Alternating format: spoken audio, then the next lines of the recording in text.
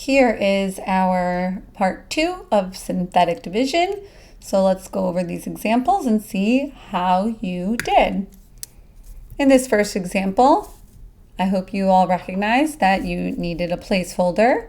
If you've been comparing with your long division packet or examples, you would have seen that, right?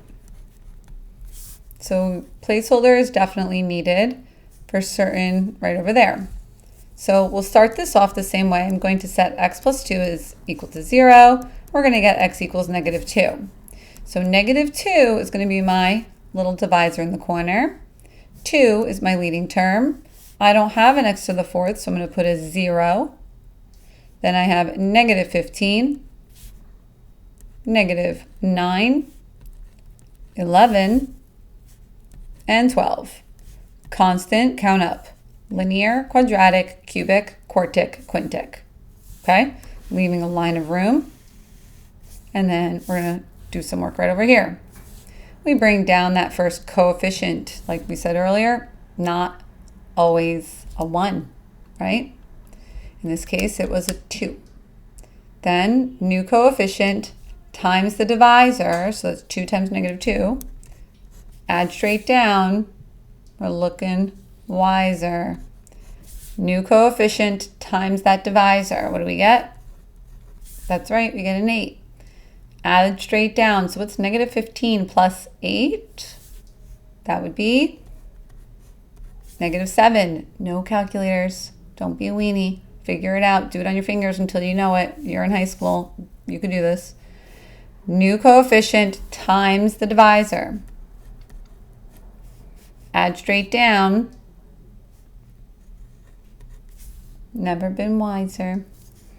5 times negative 2. Add straight down. 1 times negative 2. Add those. That will be my remainder. So what is the answer, you say? Well, we had 2x to the 5th to start, and we divided by x to the 1st, so this should be 4th. 4th, 3rd, 2nd, 1st, constant, remainder. Sounds good. 2x to the 4 minus 4x to the 3rd minus 7x squared plus 5x plus 1 plus, 10 over, not negative 2, not x minus 2.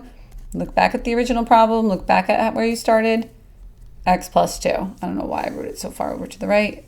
My apologies. And there you go. Next one. That was number 7, okay? Let's number it. Number 8. Look at this bad boy. How'd this one go for you? Guess what? Not allowed. We can't use synthetic on this. You would have to use long division. We already did that in the last packet. Not allowed. Next example. Oh, we got a linear. But guess what? The lead coefficient is not 1. Not allowed. If you did do synthetic division with 5/3, I'd like to elaborate on that in class.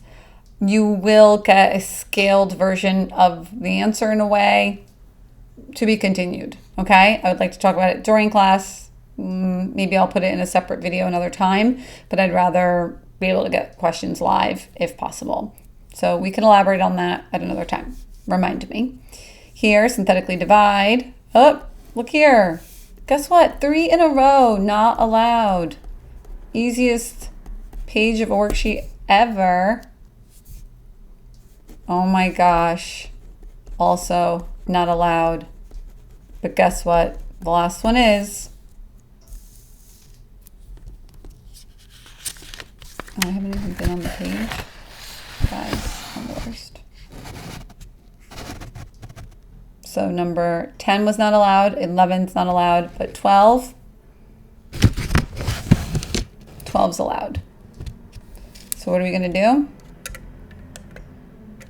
Take the divisor, we're going to set it equal to 0. Gives us some -5 for the corner number. That's to the third, so 1x to the third, 0x squared, 0x, and our constant is 125. Here you kind of see the need for the placeholders a little bit more. You can't really fake it and keep track in your head the same way as you might be able to with long division. With long division, you do have more of those details. You see more that's going on. It's a little easier to fill in the gaps in your head. Bringing down that first coefficient, multiply my new coefficient by the divisor, add straight down. New coefficient times the divisor, add straight down. New coefficient times the divisor, add straight down. Ooh, happy times. Remainder of 0. What's the answer?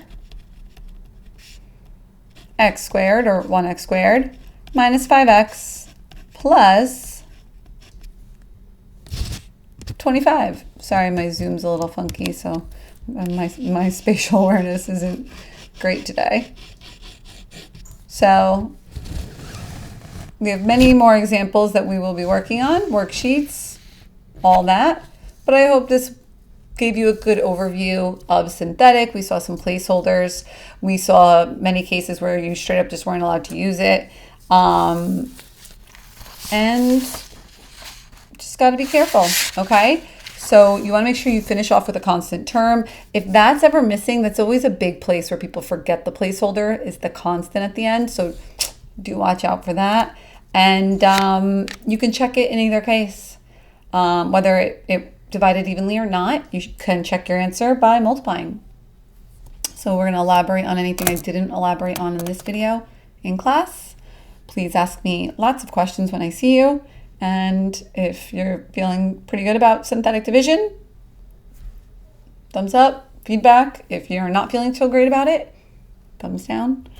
And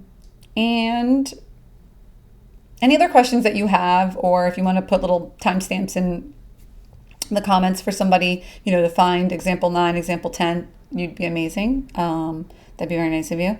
Otherwise, I'll have to just see you in the next video or in class. Have a great day.